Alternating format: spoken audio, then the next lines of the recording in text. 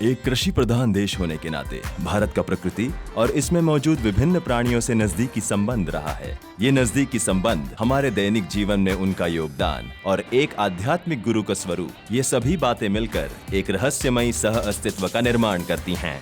वे लोक कथाओं और हमारी रोजमर्रा की जिंदगी दोनों में एक साथ मौजूद हैं। इतिहास, प्रकृति और मानवता का ऐसा संगम बहुत कम ही देखने को मिलता है। संस्कृत में नाग का अर्थ है कोबरा प्रजाति का सर्प, लेकिन नाग शब्द आम सर्पों यानी सांपों के लिए भी प्रयोग किया जाता है। प्राचीन काल में और आज भी लोग सांपों से डरते हैं, लेकिन साथ ही उन्हें पूजते भी हैं। सांप विभिन्न स्वरूपों और अवतारों में भारतीय पौराणिक कथाओं में नजर आता है। कभी शिव के गले में हार की तरह लिपटा, तो कभी गणेश के शरीर पर जनेऊ की तरह बंधा, या कभी विष्णु का आसन। वैसे सांपों को ब्रह्मा का वंशज भी माना जा सकता है। जानती हो कैसे?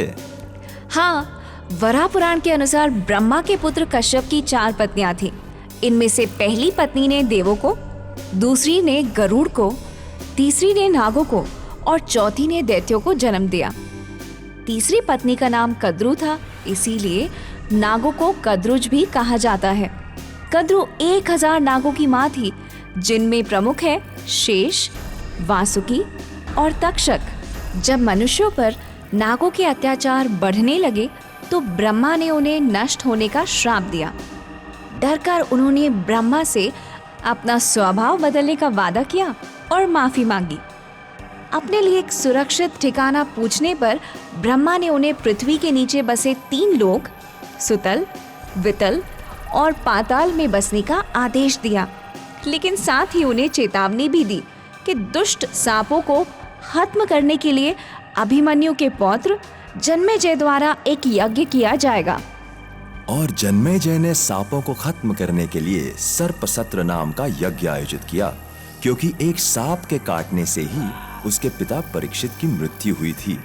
जब इस यज्ञ में कई सांप मरने लगे, तब उनके राजा वासुकी नाग ने अपनी बहन मनसा से कहा कि वो अपने पुत्र आस्तिक को यज्ञ स्थल पर नागवंश की रक्षा के लिए भेजें। आस्तिक जन्मेजय के यज्ञ स्थल पहुंचा और वहां मौजूद सभी लोगों की प्रशंसा में गीत गाए। जन्मेजय से मिले वरदान के बदले उसने बाकी बचे सांपों की जान बचा ली। कहते हैं कि नागों को जीवन दान मिला उस दिन। श्रावण महीने के शुक्ल पक्ष की पंचमी थी। आज इसी दिन नाग पंचमी का त्योहार मनाया जाता है।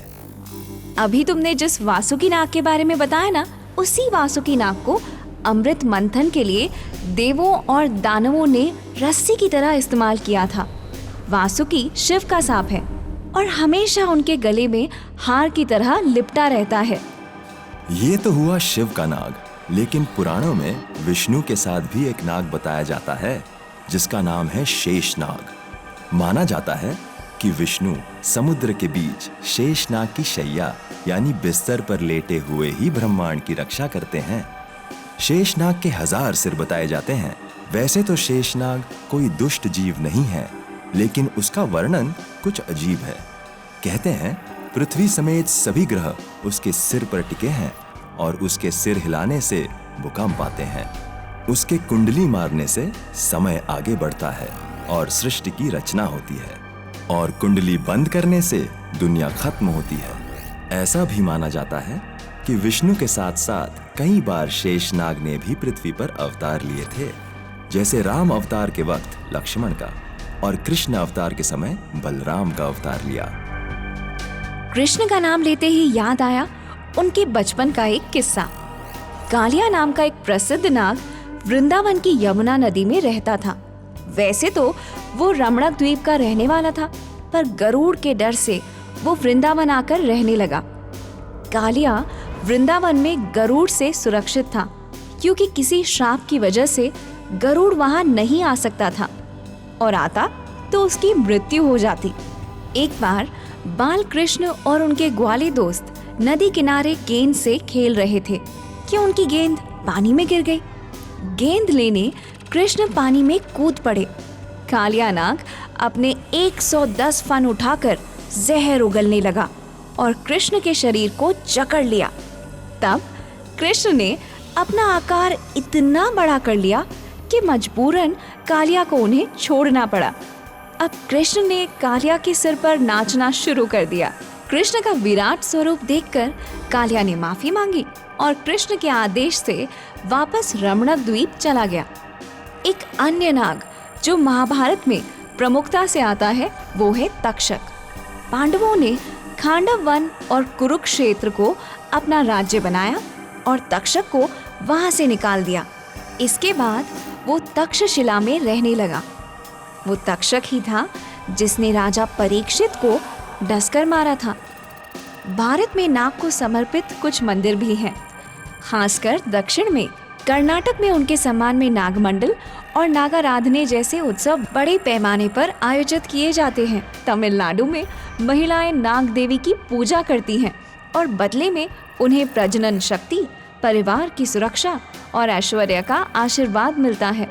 केरल के नागवंशी समुदाय और नागालैंड के नागा जाति के लोग स्वयं को नागवंश का मानते हैं।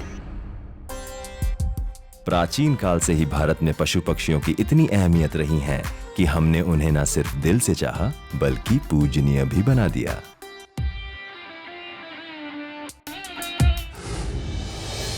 Like, share, subscribe and click on the bell icon to never miss an update from Epic.